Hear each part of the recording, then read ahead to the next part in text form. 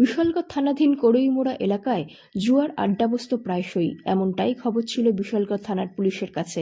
এই খবরের ভিত্তিতে শুক্রবার কড়ইমোড়া এলাকায় হানা দিয়ে পুলিশ জুয়ায় ব্যবহৃত সরঞ্জাম উদ্ধার করেছে।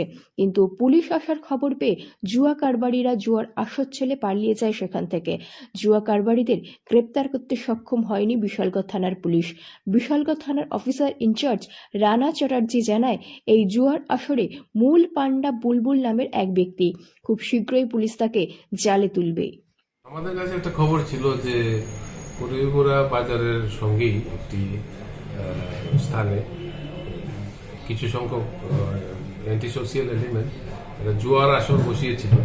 পুলিশ এখানে গিয়ে আমরা রেড করি এবং সমস্ত জুয়ার সরঞ্জাম যেগুলি আছে, টুলস, জুয়া খেলার সরঞ্জাম সমস্ত কিছু আমরা সিজ করে নিয়ে আসি। বুলবুল নামে একটি ব্যক্তি যে পুরাটা জুয়ার আসরের নেতৃত্বে ছিল, সে এখন পলাতক আছে, তাকে আমরা খুব শীঘ্রই গ্রেপ্তার করব। সেই আয়োজনগুলি করত।